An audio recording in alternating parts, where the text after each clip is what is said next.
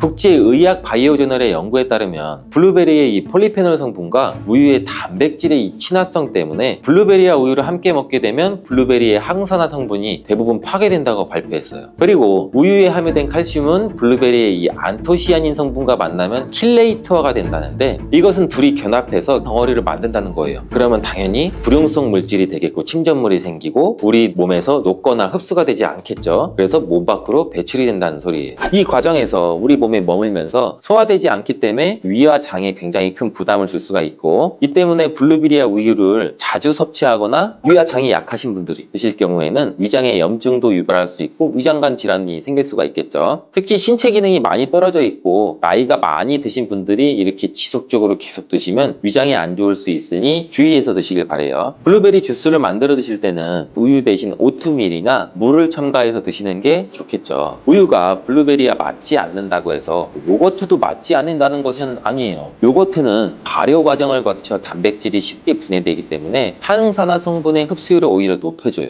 요거트에 냉동 블루베리를 얹어서 먹는 것은 좋은 블루베리를 먹는 방법이 되겠습니다. 블루베리를 드실 때 주의하셔야 할 분들도 있어요. 블루베리에는 살리실산이라는 성분이 있는데 이것 때문에 알레르기 반응을 일으키는 분들이 간혹 있거든요. 블루베리는 세계 10대 건강식품에 들어갈 만큼 우리 몸을 건강하게 하는데 굉장히 큰 도움이 되는 과일이에요. 최근 10년간 소비량이 가장 많이 늘어난 과일이기도 한데, 특히 50대 이상에서 굉장히 급속도로 섭취량이 늘어나고 있대요. 이렇게 섭취량이 급속도로 올라가고 있는 이유는 블루베리가 먹기에도 편하고 건강에도 좋다고 알려지고 있기 때문인데, 냉동 블루베리의 판매량도 요새 굉장히 많이 증가되고 있다고 해요. 냉동 블루베리를 씻지 않고 그냥 드시는 분들이 또 굉장히 많아지고 있어요. 누구는 그냥 먹어도 돼, 어떤 사람은 반드시 씻어 먹어야 돼, 의견이 굉장히 분분해요. 영상을 통해서 제가 블루베리 먹는 방법과 블루베리 효능, 함께 먹으면 안 되는 음식과 함께 먹으면 좋은 음식까지 블루베리에 대한 모든 것 제가 지금 알려드릴게요.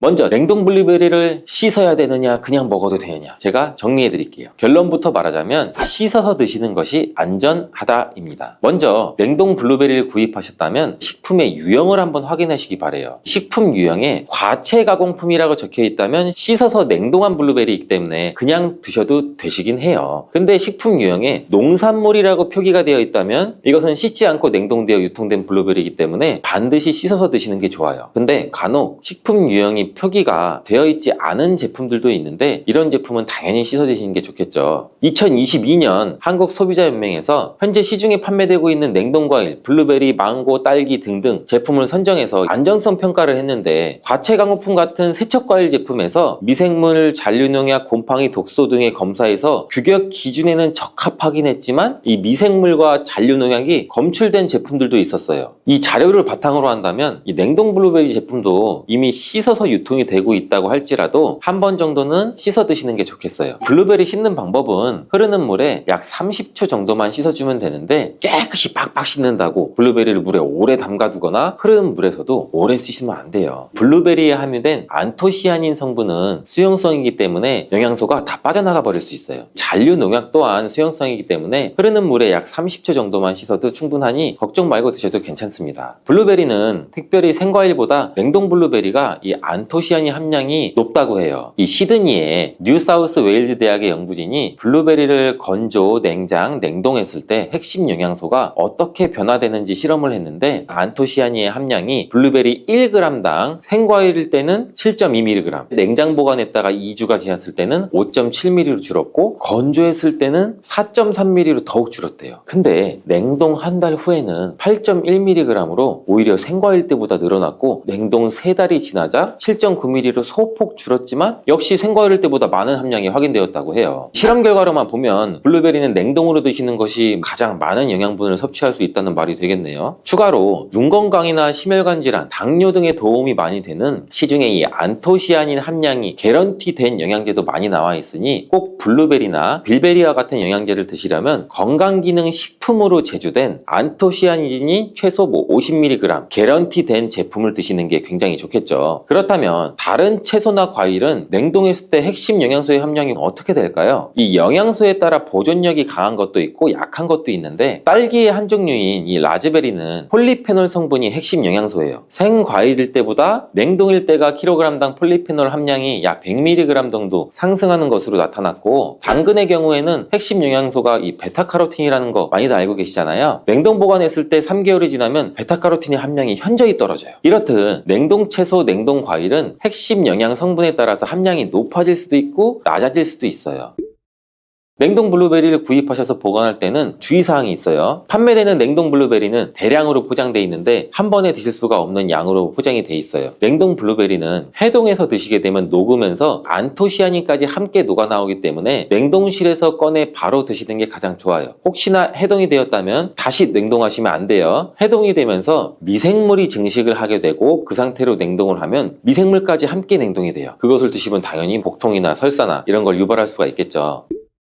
블루베리의 핵심 영양소인 안토시아닌은 폴리페놀의 일종으로 식물에 굉장히 많이 함유된 청자색을 띠는 성분이에요. 블루베리의 색깔이 짙은 보라색을 띠는 것은 바로 이 안토시아닌 성분 때문에 그런데, 안토시아닌의 과일변 함량에서는 빌베리 블루베리가 가장 높은 함량을 가지고 있는 것으로 알려져 있는데, 안토시아닌 함량이 높고 좋은 빌베리일수록 우리가 먹었을 때 입안에 보랏빛으로 착색이 심하게 되는 경우가 많아요. 인공색소가 아니기 때문에 전혀 걱정 안 하셔도 되고, 10분 정도 지나면 자연히 없어지니 시중에 빌베리, 블루베리가 포함된 건강기능 식품을 드셨을 때 오히려 착색이 되더라도 전혀 걱정하지 않으셔도 돼요. 안토시아닌의 가장 큰 효능은 눈을 건강하게 한다는 것. 이 안토시아닌은 로놉신의 제합성을 촉진시켜서 이 시력을 보호하고 백내장이나 안구건조 등 망막염 등 눈질환을 예방하기도 해요. 눈의 피로와 노화를 방지해서 초기 근시도 예방하는 것으로 알려져 있는데, 강력한 항산화 물질인 이 안토시아닌은 우리 몸의 활성산소를 제거해서 세포의 노화를 방지해주는데 뇌세포의 노화까지 같이 예방을 해준다고 해요. 폴리페놀 성분인 이 안토시아닌은 우리 뇌의 신경세포를 보호해주고 신경 전달 물질의 분비를 촉진시켜 뇌기능도 향상시켜주면서 뇌의 해마를 자극해서 기억력도 향상시키고 치매를 예방하는 데도 도움을 줄 수가 있다고 해요. 이 테로스틸벤 성분이 뇌의 신경 전달 물질인 도파민과 노르에피네프린의 분비를 촉진시켜서 집중력을 향상시키는 데에도 도움을 주는 것으로 알려져 있고요. 간단히 말하자면 블루베리를 꾸준히 섭취하시면 기억력, 집중력을 향상시키고 치매를 예방하는 데에도 조금이나마 도움을 줄 수 있다는 거예요. 또한 활성산소를 제거하는 이 안토시아닌은 피부 미용에도 굉장히 좋은 효능을 발휘하는데, 이 피부 노화를 방지할 뿐만 아니라 염증을 제거하고 억제하는 효과도 있어 여드름 피부를 개선하는 데에도 도움이 돼요. 또한 비타민과 미네랄이 풍부해서 피부를 건강하게 유지하고, 풍부한 안토시아닌과 비타민C는 피부의 수분을 유지하는 데도 도움을 주고 주름도 예방하고 피부 톤도 밝게 하는 데도 도움을 줄 수가 있죠. 그리고 풍부한 식이섬유는 장의 운동을 촉진시켜주고 장내의 노폐물도 흡착하고 배출을 시켜서 피부 트러블 개선하는 효과도 같이 가지고 있어요. 나이가 들면서 머리 숱도 줄어들게 돼서 탈모를 걱정하시는 분들도 굉장히 많은데, 블루베리가 탈모 예방에도 굉장히 효과적이에요. 블루베리에 들어있는 이 안토시아닌은 튼튼한 모발이 자라날 수 있도록 모낭세포를 자극해주고 두피세포의 노화를 예방해서 탈모를 또 예방하게 되는 거예요. 블루베리에 함유된 또 비타민C는 머리카락 조직 형성에 필수적인 성분이고 콜라겐 생성을 촉진시킬 수 있는 성분이어서 모발을 강화하고 두피 건강을 증진하는 데에도 굉장히 큰 도움이 돼요. 항산화 성분이 안토시아닌은 머리카락 세포도 송산시키는 이 자유라디칼을 제거하고 머리카락 손상을 예방하는 데 도움이 돼서 탈모를 또 예방하는 그런 원리죠. 블루베리는 당뇨의 위험이 있는 분들한테 굉장히 큰 도움이 되거든요. 블루베리, 빌베리는 혈당 수치를 낮춰주고 당분을 에너지원으로 사용하는 이 신진대사의 과정을 촉진해주는 효능이 있어요. 미국의 당뇨병 협회는 빌베리, 블루베리를 당뇨병 슈퍼푸드라고 부르면서 블루베리를 꾸준히 드시면 인슐린 감수성을 향상시키고 혈당을 낮추는 데 도움이 된다고 발표했어요. 블루베리에 대한 연구를 굉장히 많이 진행을 했는데, 하루에 약 150g의 블루베리를 섭취한 실험군은 혈당 스파이크의 발생이 현저히 낮아졌고 인슐린 수치 또한 낮아진 것으로 확인되었다고 발표했어요. 블루베리에 함유된 이 안토시아닌뿐만 아니라 칼륨, 비타민 B6는 또 심장 건강을 지키는 데 굉장히 큰 도움을 주는데, 이 성분은 우리 몸의 콜레스테롤과 혈액의 지방을 감소시켜서 혈액순환을 또 원활하게 해준다고 해요. 이러한 효능으로 심장마비나 협심증을 일으키는 죽상동맥경화증을 예방하는데 굉장히 큰 도움을 주게 되죠. 또한 호모시스테인이 우리 몸에 과다하게 축적이 되면 혈관을 손상시켜요. 그리고 혈전을 생성해서 이 심장마비, 뇌졸중 이런 심혈관 질환을 유발할 수 있는데, 블루베리의 풍부한 엽산과 비타민 B6는 호모시스테인의 축적을 방지해서 심혈관 질환도 예방할 수가 있어요. 블루베리를 많이 드시는데 이 블루베리 잎에는 관심이 별로 없는 것이 사실이에요. 블루베리 잎이 열매의 항산화 효능보다는 뛰어나다고 하는 사실 알고 계신가요? 블루베리 잎은 열매보다 이 안토시아닌 함량이 또 높고, 또한 폴리페놀의 일종인 클로로겐산의 함량도 높아서 열매보다 항산화 효과가 20배에서 30배 정도 높은 것으로 알려져 있어요. 굉장히 놀랍지 않아요? 이러한 블루베리 잎은 차로 우려서 드시면 되는데, 물 1리터 정도에 잎 약 4g 정도를 넣고 10분 정도 끓인 후에 식혀서 드시면 돼요. 블루베리가 새콤달콤 맛이 난다면 블루베리 잎차는 구수한 맛이 나더라고요. 이렇게 좋은 블루베리도 함께 먹으면 안 되는 음식이 있는데 바로 우유예요. 깜짝 놀라지 않으셨나요? 보통 냉동 블루베리를 우유와 함께 믹서기에 갈아서 주스로도 쉐이크로도 많이 드시는데, 이렇게 되면 블루베리의 영양소가 파괴가 돼요. 국제의학 바이오저널의 연구에 따르면 블루베리의 이 폴리페놀 성분과 우유의 단백질의 이 친화성 때문에 블루베리와 우유를 함께 먹게 되면 블루베리의 항산화 성분이 대부분 파괴된다고 발표했어요. 그리고 우유에 함유된 칼슘은 블루베리의 이 안토시아닌 성분과 만나면 킬레이터가 된다는데, 이것은 둘이 결합해서 덩어리를 만든다는 거예요. 그러면 당연히 불용성 물질이 되겠고 침전물이 생기고 우리 몸에서 녹거나 흡수가 되지 않겠죠. 그래서 몸 밖으로 배출이 된다는 소리예요. 이 과정에서 우리 몸에 머물면서 소화되지 않기 때문에 위와 장에 굉장히 큰 부담을 줄 수가 있고, 이 때문에 블루베리와 우유를 자주 섭취하거나 위와 장이 약하신 분들이 드실 경우에는 위장에 염증도 유발할 수 있고 위장관 질환이 생길 수가 있겠죠. 특히 신체 기능이 많이 떨어져 있고 나이가 많이 드신 분들이 이렇게 지속적으로 계속 드시면 위장에 안 좋을 수 있으니 주의해서 드시길 바래요. 블루베리 주스를 만들어 드실 때는 우유 대신 오트밀이나 물을 첨가해서 드시는 게 좋겠죠. 우유가 블루베리와 맞지 않는다고 해서 요거트도 맞지 않는다는 것은 아니에요. 요거트는 발효 과정을 거쳐 단백질이 쉽게 분해되기 때문에 항산화 성분의 흡수율을 오히려 높여줘요. 요거트에 냉동 블루베리를 얹어서 먹는 것은 좋은 블루베리를 먹는 방법이 되겠습니다. 블루베리를 드실 때 주의하셔야 할 분들도 있어요. 블루베리에는 살리실산이라는 성분이 있는데 이것 때문에 알레르기 반응을 일으키시는 분들이 간혹 있거든요. 블루베리를 드시면 입술이 붓거나 간지럽거나 복통과 설사의 증상이 나타난다면 즉시 블루베리 섭취를 중단하셔야 돼요. 그리고 블루베리에는 혈액을 묽게 만드는 비타민 K가 풍부하게 함유되어 있는데, 심장질환이나 뇌혈관 질환으로 이미 아스피린과 같은 혈전 용해제를 복용하시고 계신 분들이 블루베리를 과다하게 섭취하게 되면 문제가 발생할 수 있으니 적당히 드시길 바래요. 또한 사람에 따라서 블루베리가 일시적으로 혈당을 낮추는 효과도 가지고 있기 때문에 당뇨가 있는 분들이 블루베리를 과하게 섭취할 경우에는 저혈당 증세도 나타날 수 있어요. 어떤 음식이든 각자 우리 몸의 체질에 맞게 드시는 게 가장 좋겠죠. 그러면 모든 과일들은 몸에 다 좋나? 아니죠. 아쉽게도 아니에요. 이 GI 지수가 높은 식품은 혈당을 급격히 상승시킬 수가 있어요. 특히 고칼로리 식사와 과다한 당분 섭취는 당뇨의 주요 원인이 될 수가 있어요. 당뇨가 있더라도 적당히 섭취하면 건강에 도움이 되는 과일들 제가 5가지 알려드릴게요. 당뇨가 걱정이라면 바로 이 과일을 드셔야 됩니다. 형형색색의 과일들은 우리의 눈과 입을 즐겁게 하죠. 또 계절마다 다른 제철 과일들을 손꼽아 기다리기도 하고요.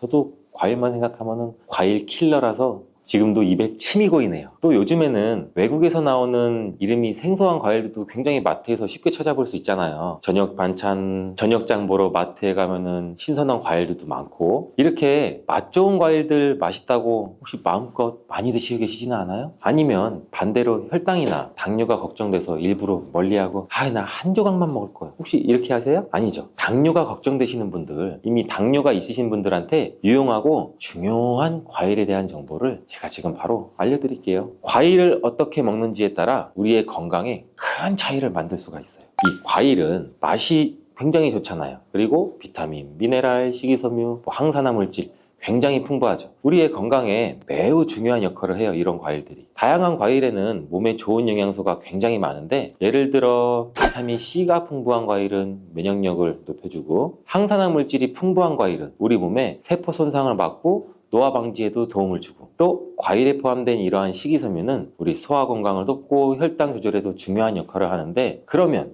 모든 과일들은 몸에 다 좋나? 아니죠.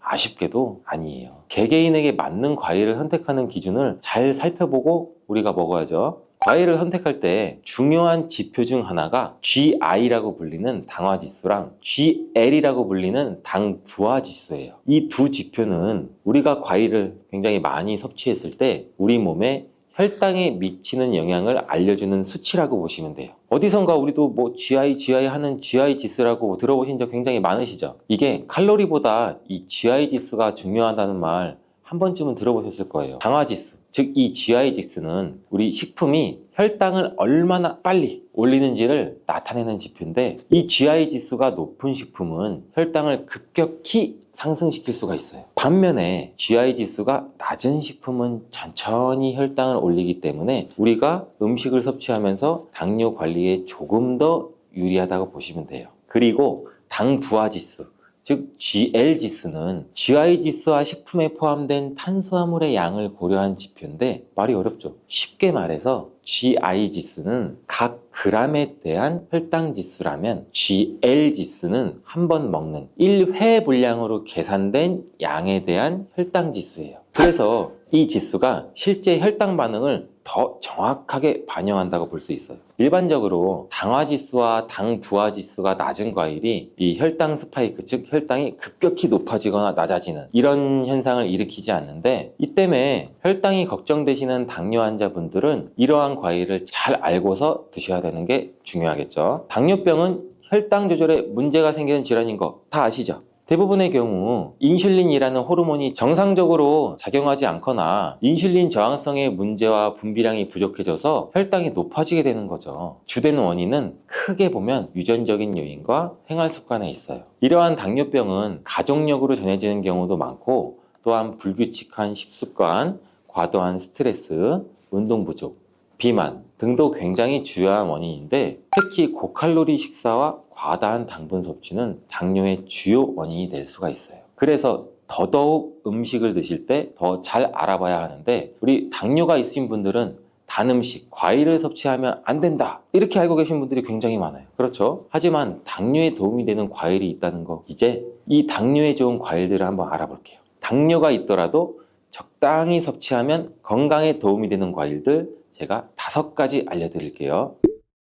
첫 번째는 블루베리입니다. 이 블루베리는 대표적인 당뇨에 좋은 과일로 잘 알려져 있는데, 그 이유가 아까 설명드린 GI 지수가 낮기 때문이에요. 이 GI 지수가 낮다는 것은 쉽게 말해 혈당을 급격하게 올리지 않는다는 뜻인 거 우리 다 이해하셨죠? 그래서 블루베리는 당뇨 환자들이 섭취하기에 굉장히 좋은 과일이에요. 블루베리는 또 항산 성분이 굉장히 풍부해서 우리 몸의 세포 손상을 예방하고 염증을 줄이는 데 도움도 돼요. 특히 이 블루베리 껍질에 풍부하게 함유된 안토시아닌이라는 항산화 물질은 혈당을 조절하는 데에도 긍정적인 영향을 미치고, 또한 우리 눈 건강에도 굉장히 도움이 많이 되기도 해요. 이 블루베리는 식이섬유도 많고 우리 몸의 소화 속도를 늦추고 혈당 상승도 완만하게 만드는데, 이 블루베리를 생으로 신선하게 먹거나 요거트나 샐러드에 추가해서 먹으면 굉장히 맛있게 드실 수가 있어요. 하지만 과유불급 블루베리도 당분이 함유되어 있기 때문에 하루 한 줌 정도만 드시는 걸 추천드리겠습니다.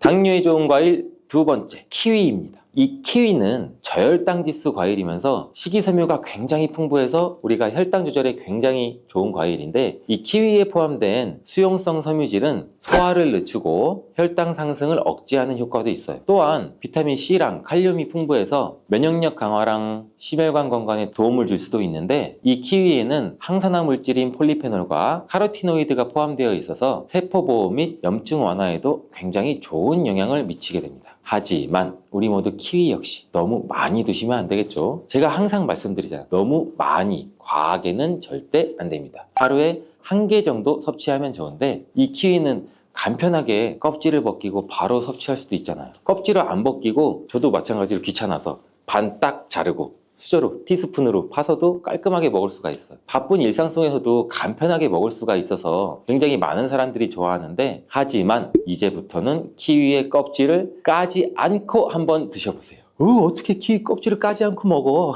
키위의 껍질에는 실은 속살보다 더 많은 섬유질, 즉 식이섬유가 풍부해서 변비나 장 건강에 도움을 줄 수 있고 굉장히 다양한 항산화 물질이 포함되어 있기 때문에 우리 몸의 세포 손상도 막을 수가 있다고 해요. 또 면역 체계에도 도움을 줄 수가 있다고 하고, 근데 까슬까슬한 털이 있어서 겉면을 잘 씻어서 껍질째로 한번 드셔보시는 게 좋을 것 같은데, 껍질이나 과육에 알러지 반응이 있으신 분들은 껍질을 벗기고 먹는 게 물론 좋습니다. 저도 실은 한 번도 키위를 껍질째 먹어보진 않았는데 오늘 집에 가서 한번 잘 씻어서 도전해 보겠습니다. 여러분들도 한번 도전해 보세요. 세 번째 과일은 배입니다. 배는 저혈당 지수 과일 중에 하나로, 특히 배에는 수용성 식이성분인 펙틴이 풍부해서 우리 몸의 소화 과정을 늦추고 혈당이 급상승하는 걸 억제하는 데 도움을 줄 수 있습니다. 배의 섬유질은 장 건강에도 좋고 우리 변비를 예방하는 데도 아주 효과적인데, 배는 비타민 C, 항산화 성분, 그리고 수분이 많이 포함된 과일로 우리 몸의 수분 균형을 유지하는 데도 물론 도움을 줘요. 수분이 풍부한 배는 특히 체내 독소 배출과 배뇨 촉진에도 좋은 영향을 주는데, 이로 인해서 배는 당뇨 환자의 전반적인 건강 유지에도 긍정적인 영향을 준다고 해요. 또 배는 달콤하고 시원한 맛이 있어 남녀노소 호불호 없이 굉장히 좋아하는 과일이죠. 차게 냉장고에 해놨다.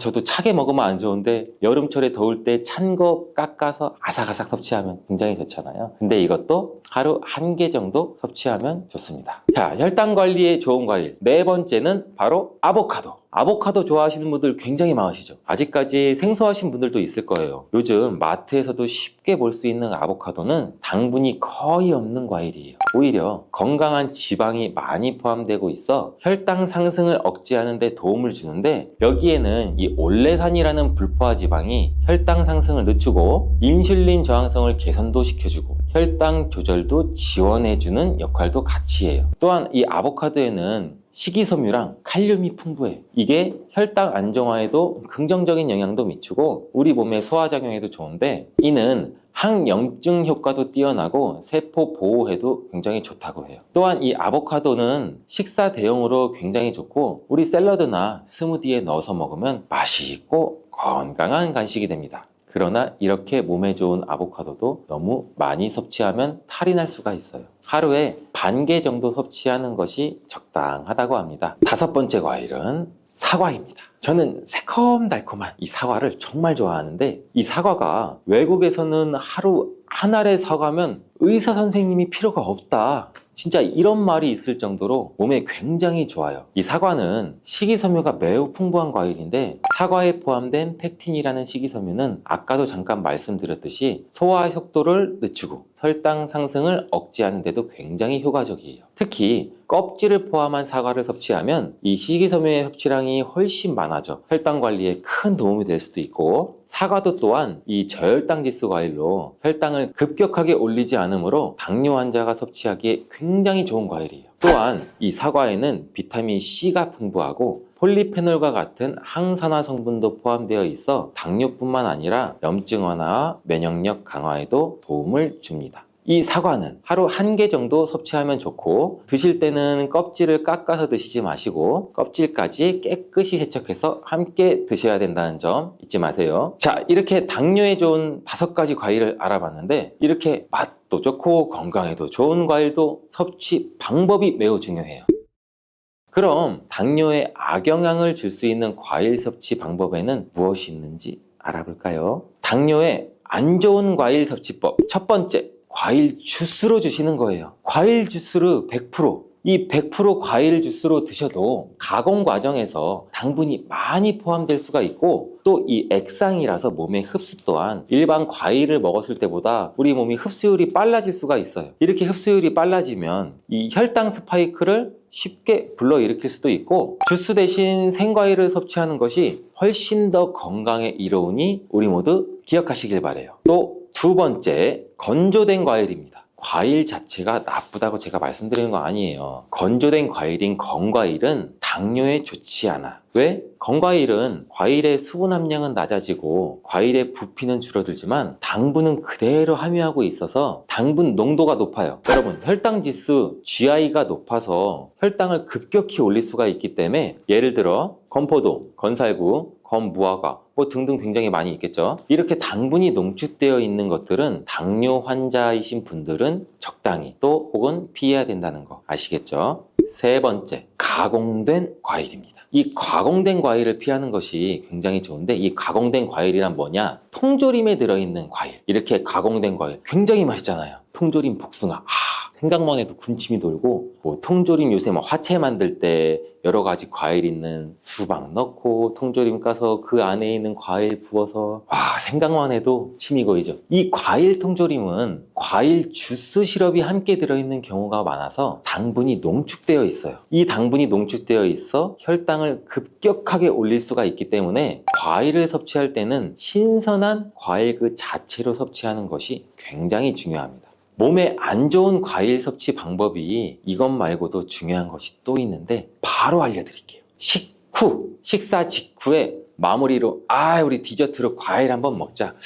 디저트로 사과나 배 과일 없나? 굉장히 많은 분들이 이렇게 드시고 계시잖아요. 대부분 식사를 다 하시고 입가심으로 과일 한두 조각 정도 드시는데, 이 식후에 당분이 많은 과일을 섭취하시면 식전에 과일을 드시는 것보다 몸에 해롭다는 사실 알고 계셨나요? 식후에 과일을 섭취하게 되면 우리가 식사를 하면서도 혈당이 올라가는데, 과일을 섭취하면 혈당이 급격하게 올라갈 수 있고 이 혈당 스파이크가 일어날 가능성이 있습니다. 과일은 식전에 먹는 것이 실은 과일의 섬유질이 우리 몸에 포만감도 주고 소화도 천천히 하게 도와줘서 탄수화물의 흡수를 늦추게 하는 효과가 있어요. 또한 이 과일을 드실 때는 껍질과 함께 섭취하시는 게 몸에 더 좋은 과일들이 있는데, 과일의 껍질 속에는 이 과일의 속살과는 비교도 안 되게 굉장히 많은 식이섬유랑 항산화 물질이 풍부하게 들어있어요. 껍질이 혈당 조절과 소화 건강에 더욱 도움이 되는 과일들도 굉장히 많이 있는데, 예를 들면 사과나 배는 껍질에 많은 영양분이 들어있기 때문에 껍질을 벗기지 않고 깨끗하게 씻어서 그대로 먹는 것이 굉장히 좋습니다. 다만 깨끗하게 세척도 잘 해주셔야 되고, 농약이 걱정된다면 유기농 과일을 선택을 하시는 것도 좋은 방법이 되겠죠. 이제부터 과일의 영양까지 생각하신다면 껍질은 버리지 마세요. 마지막으로 섭취 방법과 함께 중요한 건 과일을 드실 때의 양을 꼭 조절해야 된다는 겁니다. 제가 계속 말씀드렸죠. 적정량. 그럼 맛있는 과일을 한번 먹기 시작하면 배가 부를 때까지 드시지는 않나요? 물론 그런 경험 굉장히 많을 거예요. 저도 마찬가지고. 근데 과일은 이렇게 자연적인 당분을 포함하고 있기 때문에 적당량을 섭취하는 것이 굉장히 중요한데, 하루에 한두 개가 적당해요. 일반적으로 보면 이것도 과일 종류에 따라 달라서 굉장히 주의를 해주셔야 됩니다. 맛있는 과일 계속 저절로 손이 가더라도 손이 가요, 손이 가. 건강한 몸을 위해서 참고 너무 많이 먹지 않도록 주의하세요. 건강한 몸을 위해서 건강한 습관이 나를 만든다. 오늘도 꼭 기억해 주세요. 사과의 유기산과 우유의 카제인이라는 성분이 만나게 되면 엉기는 현상이 일어나서 이게 덩어리가 져요. 덩어리가 져서 윗속에 들어가면 위산하고도 만나서 더 큰 덩어리가 형성되고, 더 큰 덩어리가 형성되니까 소화가 늦어지겠죠. 소화도 힘들어져요. 이렇게 평소 소화가 잘 되고 건강한 사람이랑은 별로 상관이 없는데, 그렇지 않은 분들한테는 소화불량과 대장염도 일으킬 가능성도 있고, 이게 지속적으로 반복이 되면 대장암이 생길 수도 있죠. 사과와 함께 드시면 보약이 되는 음식도 있는데요. 바로 매일 사과 한 개를 먹으면 병원에 가지 않아도 된다는 말은 많이들 들어보셨죠? 사과는 그만큼 우리 몸을 건강하게 하는 많은 영양소가 들어있습니다. 사과는 꼭 아침에 먹어야 돼, 아침에 먹어야 된다고 하는 사람들도 많은데, 그 말이 정말 사실일까요? 정답은 그렇지 않다입니다. 그 이유를 보면 사과에는 신맛, 상큼한 맛이 나죠. 바로 사과 안에는 유기산이 풍부하기 때문인데, 그래서 유기산 때문에 신맛이 나는 것이에요. 이 유기산은 우리 몸에 이로운 정도 있지만 평소에 속쓰림이 자주 있거나 위염, 식도염이 있는 분들이 아침에 공복에 사과를 먹게 되면 우리 몸의 위 점막에 심한 자극을 줄 수 있어요. 빈속에 안 그래도 속이 쓰리신 분도 많은데, 음식물이 있을 때 위 안에서 위산이 분비되고 위액이 분비돼야 중화가 되면서 우리 위도 코팅이 되고 건강한데, 음식이 없을 때 위산이 분비되면 오히려 위벽을 깎아먹게 되는 효과를 나타내거든요. 그래서 평소에 위가 약하거나 위염이 있으신 분들, 역류성 식도염이 있으신 분들, 이러신 분들 같은 경우에는 공복에 사과를 드시는 게 오히려 독이 될 수가 있습니다. 또한 마늘과 파 같은 음식은 열을 내는 음식이라고 하면, 우리 사과는 우리 몸을 차갑게 하는 과일이라서 몸이 찬 분들은 사과를 드실 때 또 주의를 하셔야 돼요. 위염 같은 증상이 있는 분들은 공복에 사과를 드시면 사과가 소화도 되지 않고 설사를 하게 될 가능성도 높고, 평소에 아랫배가 차거나 손발이 차서 수족냉증에 걸리신 분들도 많으시고 혈액순환도 안 되고, 또 생리기간 중에 있으신 여성분들도 사과를 드실 때는 주의하셔야 됩니다. 이런 분들이 사과를 드실 때는 아침에 공복보다는 아침 식사 후에 드시는 게 좋고, 사과를 보관할 때도 보통 냉장고에 보관했다가 차게 해서 꺼내 드시잖아요. 냉장고에서 꺼낸 사과를 바로 드시면 시원하고 아삭해서 맛있죠. 근데 미리 꺼내놓고 사과의 온도를 실온으로 맞춰서 드시는 것이 우리 위장 내부에도 좋습니다. 또한 사과를 팬에 구워 드셔도 되고 익혀 드셔도 됩니다.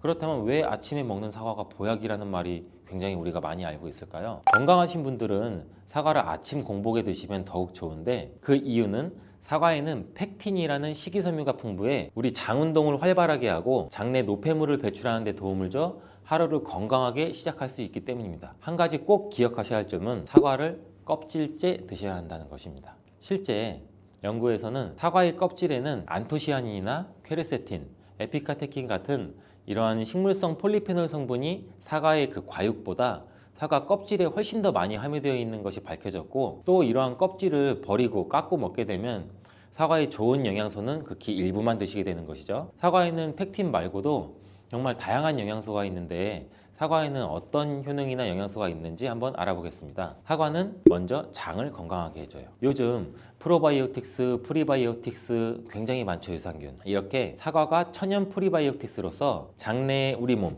장 안에 좋은 균을 많이 생기도록 해주는 작용을 해줍니다. 이렇게 장내에 좋은 균이 많이 생기게 되면 장의 환경이 좋아지는 건데, 그렇게 되면 단맛, 자극적인 맛이 강한 가공식품에 대한 식욕도 줄어들고 건강한 식품을 먹고 싶은 욕구도 늘어나게 돼요.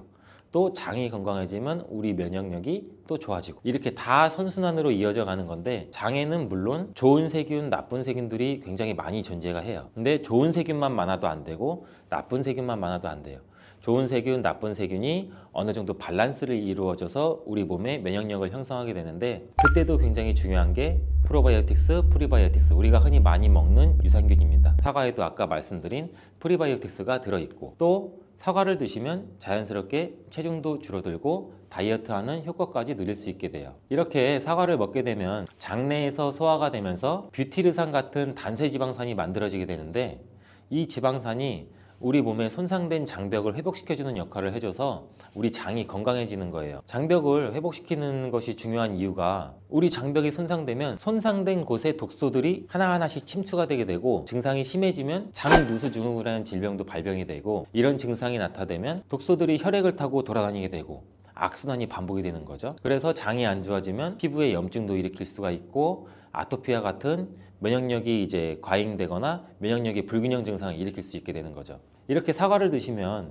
이런 증상을 예방해 장이 건강해져 피부도 탄력 있게 밝아지게 하는 효과도 있고, 사과 속의 풍부한 펙틴이 아까 장 운동도 활발하게 한다고 말씀드렸잖아요. 그렇게 되면 암을 유발할 수 있는 물질들이 장내에 오래 머물지 못하고 결국 대장암의 발병률도 서서히 줄어들게 되죠. 그리고 사과는 혈관도 깨끗하게 해주는데, 혈관을 깨끗하게 해주면 뇌졸중, 고혈압, 심근경색, 그런 혈관 질환도 같이 예방할 수 있게 되고, 이렇게 혈관에 활성산소가 많아지게 되면 혈전이 생겨 혈액순환을 방해하기도 하고 혈관세포를 손상시켜 노화를 촉진시키기도 하는데, 이러한 활성산소를 제거해주는 게 우리가 흔히 알고 있는 항산화 영양제라고 해요. 말 그대로 활성산소가 우리 세포의 노화를 촉진시켜주고 우리 세포를 더 늙게 만들거든요. 이러한 것들을 제거해주는 항산화 영양소를 같이 섭취해주는 것도 매우 중요한데, 그 항산화 영양소도 사과에 들어있다는 것을 알고 계시면 좋을 것 같습니다. 또한 이러한 활성산소를 제거해서 혈전이 생기는 것을 억제하는데 가장 큰 역할을 하는 게 플라보노이드 계열의 루틴이라는 성분인데, 이 루틴이 사과에 굉장히 많이 들어있어요. 또한 사과에는 칼륨도 굉장히 많이 함유되어 있어서, 칼륨은 혈관 내에 나트륨을 몸 밖으로 배출해주는 역할을 해요. 나트륨은 수분을 흡수하는데 칼륨이 부족하면 하면 나트륨도 배출되지 않습니다. 이 나트륨은 혈압이 상승하며 혈관에 노폐물을 쌓이게 만드는데 사과를 섭취해서 칼륨을 공급해주면 혈압도 방지할 수 있고 노폐물을 배출시켜주는 역할도 같이 할 수 있습니다. 또한 이러한 칼륨은 혈관을 확장시키는 작용을 해서 혈액순환도 원활하게 하고 심장 박동도 안정시키고 심장의 기능도 강화하는 데 도움을 줄 수 있는 성분이에요. 근데 여기서 한 가지 주의할 점을 알려드릴게요. 활성산소가 혈관을 손상시킨다고 했잖아요. 근데 사과를 잘못 드시면 오히려 활성산소가 굉장히 많이 생기게 돼요. 바로 갈변된 사과를 드시는 것입니다. 사과를 먹고 남게 되면 밀폐 용기에 담아 보관했다가 나중에 드시는 경우 굉장히 많잖아요. 그때 우리가 단면이 사과가 갈색으로 변하게 되는데 이는 공기 중에 산소와 만나서 산패돼서 갈색으로 변한 것이거든요. 이렇게 산패된 사과를 드시면 활성산소를 제거하는 것이 아니라 오히려 활성산소를 증가시켜 혈관 건강에 악영향을 줄 수 있으니까 갈변된 사과는 그 부분은 바로 잘라내고 드시는 것을 추천드립니다. 또한 사과의 이로운 점 중 다른 하나는 사과는 혈당을 조절해서 당뇨를 예방하고 그 당뇨를 회복하는 데에도 도움을 줄 수가 있어요. 당뇨가 있으신 분들은 과당이 혈당을 올려 안 좋다고 알고 계시잖아요. 굉장히 많은 분들이. 근데 사과는 오히려 혈당을 조절해 주기 때문에 당뇨가 있으신 분들은 사과를 드셔야 됩니다. 식사하기 30분 전에 사과를 드신 후에 식사를 하시면 혈당이 급격하게 오르는 혈당 스파이크 현상도 막을 수가 있어요. 사과에 단맛 때문에 당뇨가 있는 분들이 사과를 드시는 것을 꺼려 하시는데 사과에는 단맛도 있지만 혈당은 올리는 GI 지수가 36으로 혈당 지수가 낮은 과일이에요. 근데 혈당 지수가 높은 과일이 뭔지 아세요? 수박이에요. 수박은 다른 거에 비해서 혈당 지수가 높기 때문에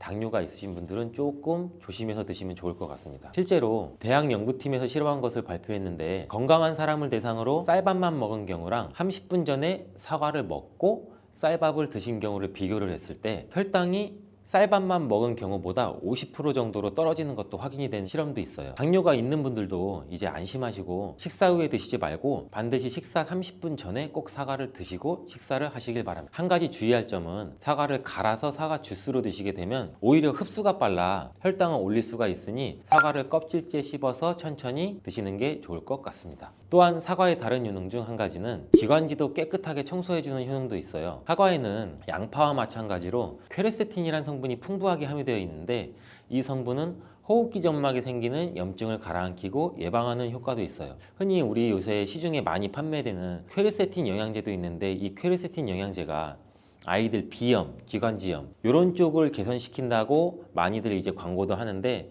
이처럼 퀘르세틴이 우리 몸에 있는 염증도 굉장히 많이 잡아주거든요. 이런 물질들이 사과 속에도 같이 함유되어 있다는 것을 기억하시기 바라겠습니다. 그리고 폐기관지에 모세혈관도 튼튼하게 만드는 걸 도와주고 천식이 있거나 기관지가 약한 분들이 미세먼지 때문에 기침이 많이 나고 목에 가래가 많이 뜰 수가 있는데 이런 분들도 사과를 꾸준히 드시면 호흡기가 부드러워져 불편함도 많이 해소할 수 있게 됩니다. 한 연구에서는 매주 4개에서 5개의 사과를 먹는 가정의 자녀가 매주 1개 이하의 사과를 먹는 가정의 자녀보다 천식에 걸릴 확률이 50% 정도나 낮았다고 발표한 적도 있고 사과가 그만큼 천식과 호흡기 건강에 좋다는 것이 증명된 거죠. 이렇게 좋은 사과도 함께 먹으면 절대 안 되는 음식이 있는데 바로 궁합이 안 맞는 거예요. 그 음식을 알아볼 텐데 바로 우유, 요거트, 치즈 이런 유제품류예요. 여러분 놀라셨죠?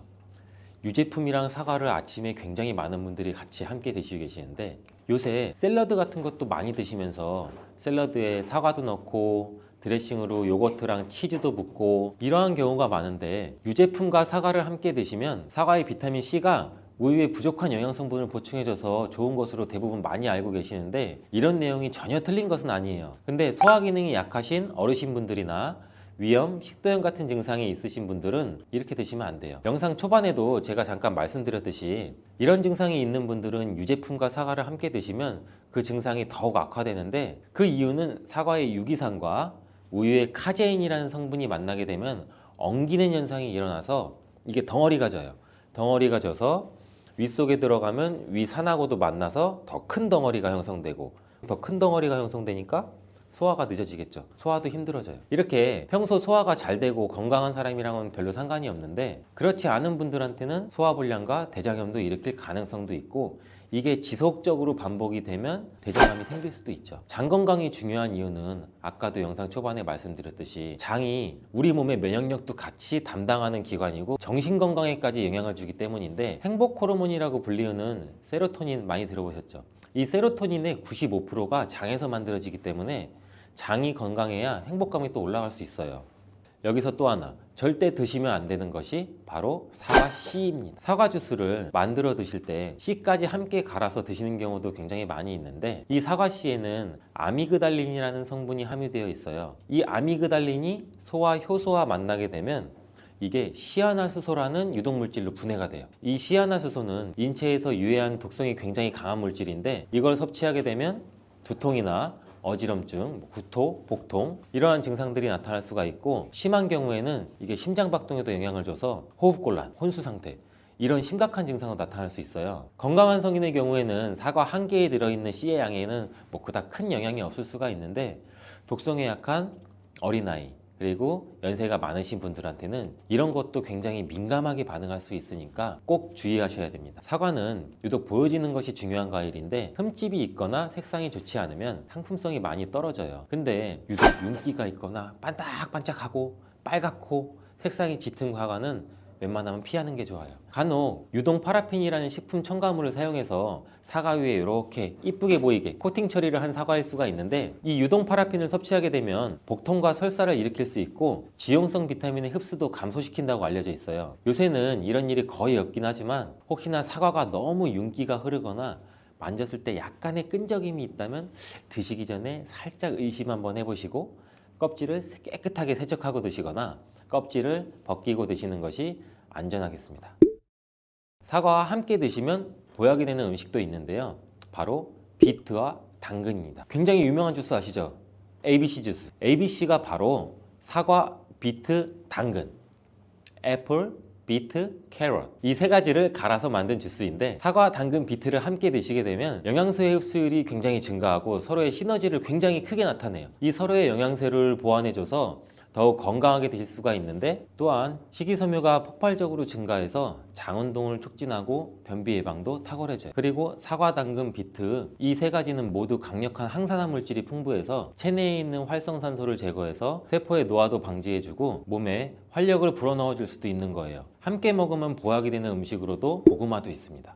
이 고구마에는 베타카로틴이라는 성분이 풍부해서 항암작용과 함께 면역력도 같이 강화해 주는데 혈관 건강에도 도움을 줄 수가 있어요. 고구마를 드시면 소화가 잘 안 되는 증상도 나타날 수가 있는데, 이게 왜 그러냐면 고구마 속에 함유되어 있는 아마이드라는 성분이 장에서 이상 발효를 일으켜서 가스가 차고 소화불량 증상도 같이 나타나는 건데, 이때 같이 사과와 함께 드시면 사과에 함유된 펙틴이 아마이드의 이상 발효 증상을 억제해서 가스가 차는 증상을 발생하지 않도록 도와주게 돼요. 또한 이러한 사과의 효능 중 하나인 혈관을 깨끗하게 하는 것을 고구마의 베타카로틴이 도와줘서 이 효능이 극대화가 돼서 건강에 정말 좋은 음식 궁합도 될 수 있답니다. 그래서 혈관에 문제가 생기기 시작하면 여러 가지 질병이 쫙 뻗어 나타나는 거예요. 대표적인 혈관성 질병이 고혈압, 당뇨, 치매 등등이 있잖아요. 이런 중요한 혈관을 건강하게 만들기 위해 반드시 섭취해야 되는 채소가 오늘의 주인공, 바로 양파예요. 이 양파의 첫 번째 효능은 바로 혈관을 깨끗하게 청소해준다는 거예요. 혈관이 부드럽고 탄력이 좋아야 되는데, 나이가 들면 들수록 딱딱하고 혈관벽이 두꺼워지고 콜레스테롤 때문에 혈관벽이 좁아지기도 하고 혈전이 생겨서 혈액순환도 안 되고, 이렇게 되면 당연히 고혈압이나 뇌졸중 등 혈관 질환이 나타나게 되겠죠. 이러한 혈관 질환을 예방하는 데 양파가 굉장히 좋은 역할을 하게 돼요. 양파에는 혈관 질환에 도움을 주는 중요한 성분 2가지가 들어있는데, 양파를 썰면 눈물을 나도록 하는 성분이 알리네이즈라는 성분이에요. 알리네이즈는 휘발성이기 때문에 눈이 메어지는 건데, 이 성분은 항산화 작용이 뛰어나서 활성산소를 제거해서 혈관이 손상되는 것을 막아주겠죠. 양파 이렇게 드시면 오히려 건강에 독이 될 수가 있어요. 식탁 위의 혈관 청소부라는 양파는 많은 요리에 사용되는 우리나라에게 너무 익숙한 채소죠. 중국 사람들이 돼지 기름으로 요리한 음식을 또 굉장히 많이 드시잖아요. 이 혈관 질환에 잘 걸리지 않는 이유 중 하나가 바로 양파를 많이 먹기 때문이라고 해요. 이 양파는 혈관 청소 외에도 정말 다양한 효능이 있는데 아무리 좋은 양파도 잘못 먹으면 오히려 건강을 해치는 독이 될 수가 있어요. 양파의 효능 4가지와 양파를 어떻게 먹어야 하는지, 양파를 드실 때 주의해야 할 점, 양파를 먹으면 효능이 배가 되는 음식까지 양파에 대한 모든 것 알려드릴게요. 나이가 들면서 가장 신경 써야 할 부분이 저는 혈관 건강이 아닌가 싶어요. 노화가 진행되면서 당연히 우리 세포나 혈관의 노화도 진행이 되는데 사람 몸의 혈관의 길이가 무려 약 10만 킬로미터, 무려 우리 지구 지름이 약 4만 킬로 정도 된다고 하는데 지구를 2바퀴나 돌 수 있는 길이에요. 이렇게 긴 혈관이 우리 몸속에 있는데 온몸 구석구석 혈관이 그럼 닿지 않는 데가 없겠죠. 그래서 혈관에 문제가 생기기 시작하면 여러 가지 질병이 쫙 뻗어 나타나는 거예요. 대표적인 혈관성 질병이 고혈압, 당뇨, 치매 등등이 있잖아요. 이런 중요한 혈관을 건강하게 만들기 위해 반드시 섭취해야 되는 채소가 오늘의 주인공, 바로 양파예요. 이 양파의 첫 번째 효능은 바로 혈관을 깨끗하게 청소해준다는 거예요. 혈관이 부드럽고 탄력이 좋아야 되는데 나이가 들면 들수록 딱딱하고 혈관벽이 두꺼워지고 콜레스테롤 때문에 혈관벽이 좁아지기도 하고 혈전이 생겨서 혈액순환도 안 되고, 이렇게 되면 당연히 고혈압이나 뇌졸중 등 혈관 질환이 나타나게 되겠죠. 이러한 혈관 질환을 예방하는 데 양파가 굉장히 좋은 역할을 하게 돼요. 양파에는 혈관 질환에 도움을 주는 중요한 성분 2가지가 들어있는데, 양파를 썰면 눈물을 나도록 하는 성분이 알리네이즈라는 성분이에요. 알리네이즈는 휘발성이기 때문에 눈이 메어지는 건데, 이 성분은 항산화 작용이 뛰어나서 활성산소를 제거해서 혈관이 손상되는 것을 막아주겠죠. 노화도 방지해주고,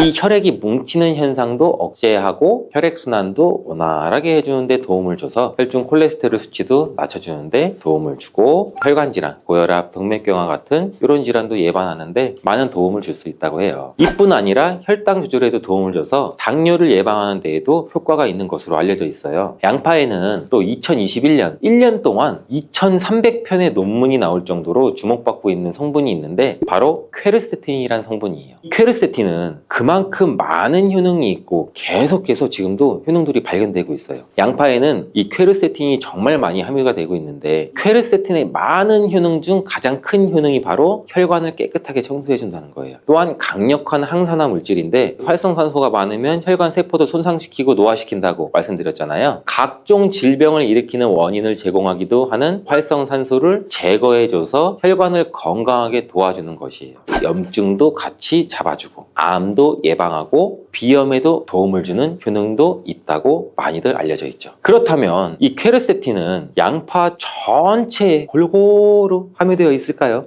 그렇지 않습니다. 양파는 보통 9겹 정도로 이루어져 있는데 퀘르세틴은 바깥쪽으로 갈수록 함량이 높아져요. 양파의 속살보다는 껍질의 퀘르세틴 함량이 약 30배에서 100배 정도 높게 함유가 되어 있대요. 그래서 이 퀘르세틴을 많이 섭취하려면 양파를 껍질을 드셔야 되는데, 양파 껍질을 먹을 수 있는 방법으로는 차를 우려서 드시는 것을 많이들 권장을 하셔. 시중에 나와 있는 양파 껍질 차를 구매해서 따뜻한 물에 우려서 드신다면 퀘르세틴을 제대로 흡수하지 못해요. 이 양파 껍질에서 퀘르세틴을 용출해서 차로 드시려면 양파 껍질을 1리터 물에 약 20분 정도 센 불로 끓여주시다가 약불로 30분 정도 더 끓여서 드시면 퀘르세틴이 잘 우려난다고 해요. 이렇게 양파 껍질 끓인 물을 따뜻하게 차로 드셔도 되고 냉장고에 보관하셨다가 시원하게 드셔도 좋아요. 양파의 2번째 효능은 또 항바이러스 작용이에요. 우리 장염이나 감기, 또 바이러스성 대상포진 걸리셨다면 양파를 드시면 도움을 받을 수 있어요. 이런 증상이 있으시면 우리 몸이 바이러스에 감염이 되었다는 건데, 양파에 퀘르세틴이라는 성분이 많이 함유되어 있다고 했잖아요. 바로 이 퀘르세틴의 효능 중 바이러스를 사면시켜주는 효능이 있기 때문에 도움을 받을 수가 있어요. 감기 독감과 같은 이 호흡기 바이러스에 특히 효능이 좋은 것으로 알려져 있는데, 이 효능은 비타민 C와 함께 드시면 또 효과가 극대화되는데, 양파에는 비타민 C도 함유가 되어 있어요. 항바이러스 효과가 굉장히 뛰어나겠죠. 또 양파에는 알리신이라는 성분도 풍부하게 함유가 되어 있는데, 이 성분도 항균 작용이 뛰어나서 퀘르세틴과 함께 몸에 들어오는 바이러스와 균들을 차단해줘서 우리 몸을 건강하게 유지시켜주는데 큰 역할을 할 수가 있죠. 또 양파의 3번째 효능은 당뇨를 예방하고 혈당을 조절해준다는 것이에요. 당뇨는 췌장에서 인슐린 분비가 제대로 되지 않거나 인슐린의 역할을 제대로 하지 못할 때 발생하게 되잖아요. 높은 혈당이 지속되면 고혈당이라고 하고 낮은 혈당이 지속되면 저혈당이라고 하죠. 이런 상태가 지속되는 것을 당뇨병이라고 하는데, 이럴 때 혈당을 조절해주는 성분이 바로 인슐린인데, 이 인슐린은 혈당 수치를 적절하게 유지하는 역할을 해줄 뿐 아니라 남는 포도당을 지방으로 저장하는 역할도 해줘요. 또 양파에는 크롬이라는 성분, 미네랄이 풍부한데, 크롬은 천연 인슐린이라는 별명이 있을 정도로 혈당을 조절하는데 탁월한 효능도 가지고 있어요. 혈당 조절 건강기능식품을 보시면 빠지지 않고 크롬이 함유되어 있는 걸 보실 수가 있죠. 또한 포도당 대사의 항상성도 유지를 시켜주고 혈전이 생기는 것도 방지해주고 혈액순환도 원활하게 하는데 도움을 줄 수가 있어요. 양파를 드실 때 양파를 잘게 자르게 되면 더 큰 효과를 또 볼 수가 있는데, 양파를 잘게 자를수록 알리나아제라는 효소가 최대로 활성화된다고 해요. 이 알리나아제는 크롬을 활성화시키는 효능이 있어 당뇨가 있으신 분들한테는 또 더욱 큰 도움을 줄 수가 있는 것이 되겠죠. 당뇨가 있는 분들한테 양파를 꾸준히 섭취하도록 한 뒤 혈당 수치를 측정했을 때 한 달이 지났을 때 혈당 수치가 약 26% 정도로 감소됐고, 또 6개월이 지났을 때는 39% 정도 감소한 혈당 수치를 측정할 수 있었대요. 양파가 정말 당뇨를 개선하는데 굉장히 도움을 줄 수가 있는 거죠. 보통의 항산화 물질은 열을 가하게 되면 효능이 소멸되게 되는데, 항산화 물질이 있는 채소나 과일은 생으로 드시는 것을 많이 권장하기도 하죠. 크롬은 열에 강하기 때문에 양파에 열을 가해 요리를 할 때도 크롬의 효과를 그대로 누릴 수가 있다고 해요. 양파의 네 번째 효능은 또 항알레르기 효과예요. 아토피, 천식, 비염 같은 알레르기 질환이 있으신 분들한테 양파가 굉장히 또 큰 도움을 줄 수 있어요. 알레르기의 증상으로는 재채기, 콧물, 코막힘 등등이 있고, 또 피부에 가려움증, 발진도 나타나잖아요. 이런 증상을 일으키는 원인이 우리 몸 안에서 히스타민의 분비가 일어나기 때문인데, 양파를 드시면 양파 속에 퀘르세틴이라는 물질이 이 히스타민의 분비를 또 억제해서 알레르기 반응을 완화시켜 줄 수 있다고 해요.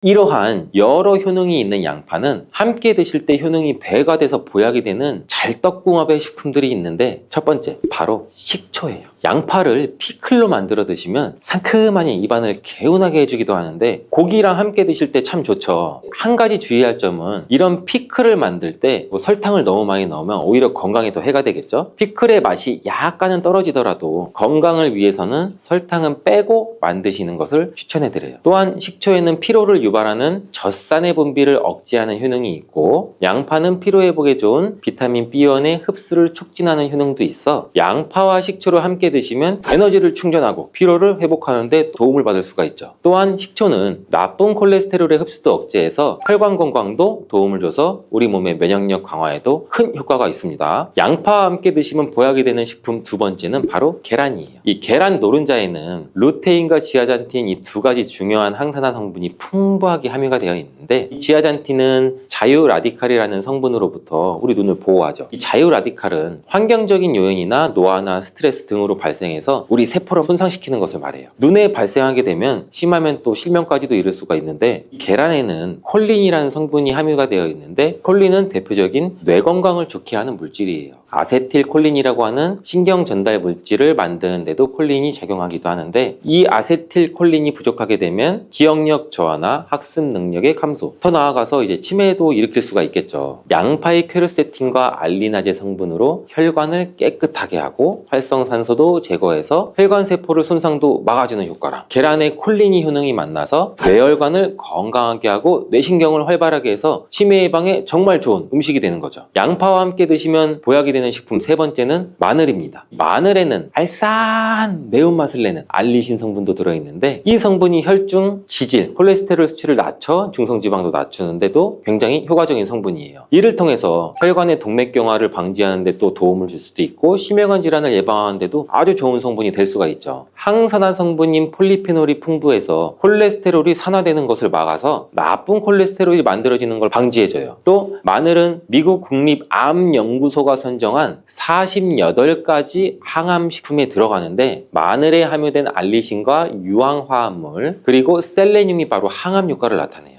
이 성분들이 암세포의 성장을 억제하는 데 굉장히 탁월한 효과가 있고 면역력도 강화해줘서 암을 예방하는 데 굉장히 큰 도움을 주는 거죠. 특히 소화기 계통의 암 종류에 대해서는 50%에서 70% 정도의 억제율을 보인다는 실험 결과도 있어요. 이런 효과들이 양파와 만나면 양파의 효능과 마늘의 효능이 극대화돼서 암 예방이나 혈관 건강에 아주 좋은 음식이 될 수가 있겠죠. 양파와 함께 드시면 보약이 되는 식품 네 번째는 브로콜리예요. 브로콜리에는 설포라판과 인돌 화합물이 풍부하게 함유가 되어 있는데 이 성분에는 암세포의 성장을 억제하고 암을 예방하는 데 굉장히 뛰어난 효능이 있는 항암 성분이에요. 또한 비타민C, 베타카로틴 등등 항산화 물질이 풍부하게 함유가 되어 있어서 우리 몸의 활성산소도 제거하고 노화를 방지하는 데에도 굉장히 효과적이고 비타민 A도 굉장히 풍부하게 함유가 돼서 눈의 피로도 해소하고 시력을 보호하는 데에도 굉장히 큰 도움을 줄 수가 있겠죠. 또한 풍부한 식이섬유가 있어서 장 운동도 촉진하고 배변 활동도 원활하게 해줘 장 건강에도 굉장히 큰 도움을 줄 수가 있어요. 철분도 풍부하게 함유하고 있어 빈혈을 예방하는 데도 굉장히 효과적이랍니다. 브로콜리에는 바이러스에 대한 저항력을 높여주는 인터페론의 분비를 촉진하는 성분도 함유가 되어 있는데 이러한 브로콜리의 좋은 효능은 양파와 함께 드시면 효과가 극대화돼서 우리 몸에 정말 좋은 식품이 될 수가 있어요.